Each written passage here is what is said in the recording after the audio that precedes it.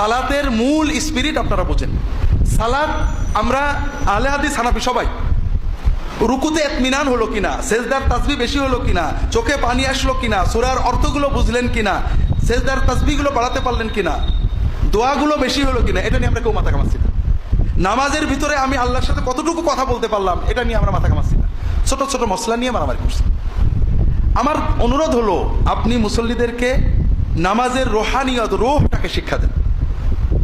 নামাজে আল্লাহর সাথে কিভাবে কথা বলবে, নামাজের ভিতরে সাজদায় আল্লাহর কাছে মাসনুন দোয়া দিয়ে কিভাবে দোয়া করবে, নামাজে দোয়া মাসুরা কত সুন্দর করে বলবে, নামাজের দিকে আল্লাহর দিকে মনোযোগ কতটুকু দেবে, যখন সুবহান রাব্বিয়াল আলা বলবে তখন তার কলবটা কেমন হওয়া উচিত, যখন সূরা ফাতিহা পড়বে কেমন মনটা হওয়া উচিত, আল্লাহ মুখিতা কতটুকু হলো।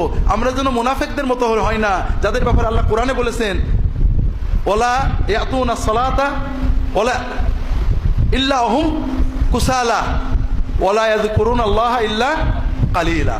অলসতার সাথে নামাজ পড়া, নামাজের ভিতরে আল্লাহর জিকির না থাকা, আল্লাহর কথা মনে নাড়াচাড়া না হওয়া, আন্দাজের উপর পড়ে যাওয়া, এইগুলো বর্জন করুন।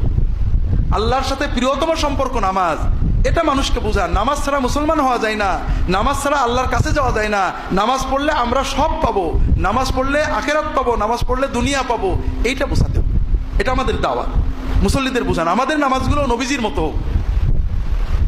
আমি গত কয়েকদিন আগে কয়েকজন মুসল্লি আসছেন যে আমাদের ইমাম আপনার ছাত্র, খুব ভালো, মোনাজাত করে না, কিন্তু নামাজটা খুব তাড়াতাড়ি পড়ে।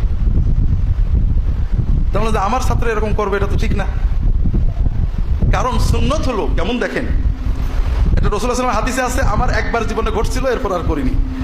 রাসূলুল্লাহ সাল্লাল্লাহু আলাইহি ওয়াসাল্লামের সাহাবীরা বলছেন, তিনি যখন রুকুতে যেতেন তখন আমাদের মাঝে মাঝে মনে হতো যে তিনি উঠার কথা ভুলে গেছেন। রুকু থেকে উঠে দাঁড়িয়ে থাকতেন, মনে হতো সেজদায় যাওয়ার কথা ভুলে গেছেন। সেজদায় গিয়েছেন, মনে হতো উঠার কথা ভুলে গিয়েছেন।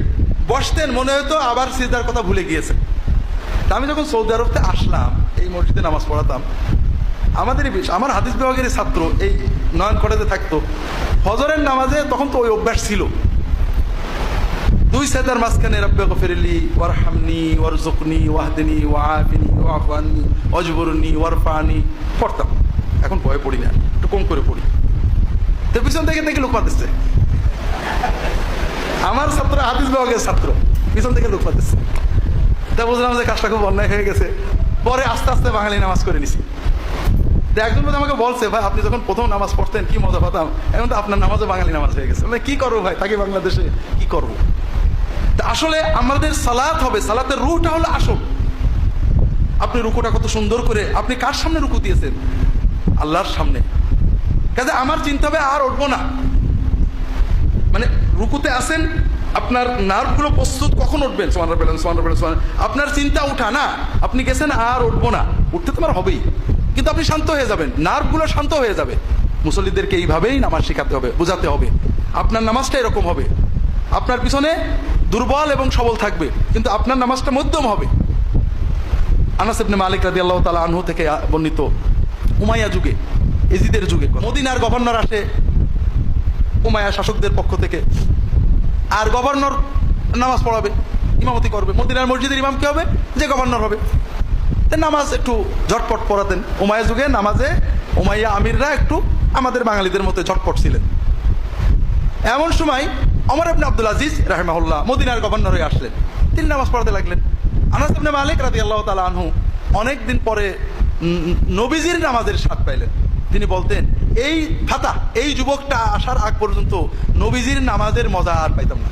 কি জন্য? তিনি রুকুটা দীর্ঘ করতেন, কোন কোন বর্ণনায় আসে 10 বার করে তাসবিহ পড়তেন বা দোয়া পড়তেন। সেজদা দীর্ঘ করতেন, রুকু সেজদা সুন্দর করে করা, আল্লাহর সাথে কথা, কোরআন তেলাওয়াতটা সুন্দর করে করা, ধীরে ধীরে মুরাত্তাল করা, মহব্বত দিয়ে করা, এগুলোই তো হলো সালাতের আসল, যতটুকু পারি। এই জন্য আমাদের সালাতগুলো এরকম হবে, কারণ সালাত আমার সাথে মালিকের সম্পর্ক।